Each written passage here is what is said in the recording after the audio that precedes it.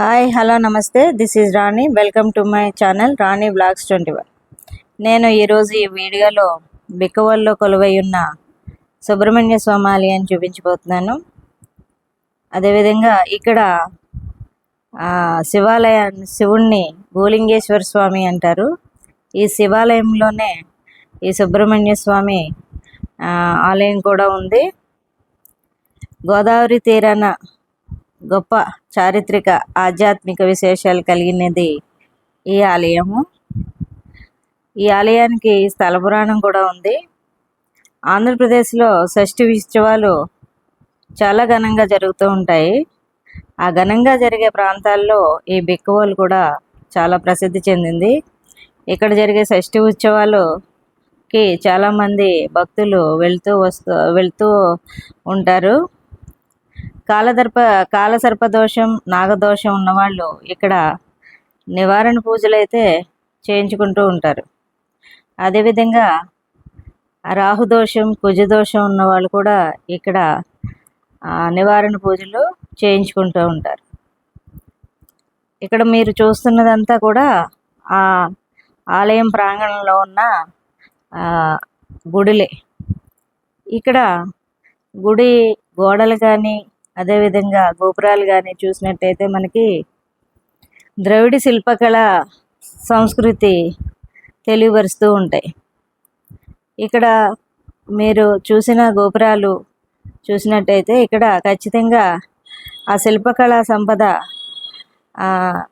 ఆ రోజుల్లో అని మనం చెప్పొచ్చు అనమాట. అంత పురాతనమైంది. సుమారుగా ఈ గుడి కట్టి 1100 సంవత్సరాలు అయిందని చెప్తున్నారు. బ్రిటిష్ కాలంలో ఈ బిక్కవోలుని బిరుదాంకితపురము అని పిలిచేవారు. పెద్దాపురం పోర్టు నుండి ఈ గుడికి పెద్ద సొరంగ మార్గం ఉండేదట. బ్రిటిష్ వాళ్ళు ఈ సొరంగ మార్గం ద్వారానే వాళ్ళ వ్యాపారం అంతా కొనసాగించేవారట. తర్వాత ఈ ఊరు బిక్కవోలుగా మార్పు చెందిందట. ఈ గుడిని క్రీస్తు శకం 8వ శతాబ్దంలో తూర్పు చాళుక్యులు నిర్మించడం జరిగింది.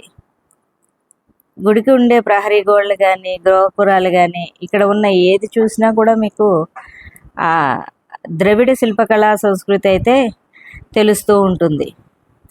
ఇదే ప్రాంగణంలో రాజరాజేశ్వరి అమ్మవారు, అదేవిధంగా చంద్రశేఖర గుడి ఉంటాయి.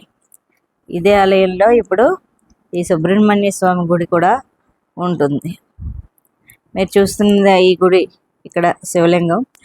ఇక్కడే ఈ 3-4 గుళ్ళు ఇక్కడ ఈ ప్రాంగణంలోనే ఉంటాయి. ఇక్కడ శివుడిని గోలింగేశ్వర స్వామి అని పిలుస్తారు. ఇదే విధంగా ప్రతి సంవత్సరం షష్ఠికి 5 రోజుల పాటు ఘనంగా ఉత్సవాలు నిర్వహిస్తూ ఉంటారు. సుదూర ప్రాంతాల నుండి జనం వచ్చి వెళ్తూ ఉంటారు. బాగా పురాతనమైంది ఈ గుడి. భక్తులకు చాలా నమ్మకం గల గుడి. వారు కోరికలు నెరవేరుతాయని వారి నమ్మకం. ఈ దోషాలు ఉన్నవాళ్ళు ఇక్కడికి వెళ్ళి దోష నివారణ చర్యలు చేస్తూ ఉంటారు. ప్రతి మంగళవారం నాడు పూజలు, అభిషేకాలు జరుగుతూ ఉంటాయి. ఈ దోష నివారణ పూజల వలన వివాహాలు జరగడం, సంతానం కలగడం, ఆరోగ్యం కుదుటపడడం, ఉద్యోగాలు దొరకడం, ఎటువంటి బాధలున్నా తొలగిపోవడం జరుగుతూ ఉంటాయని భక్తులు చెప్తూ ఉంటారు.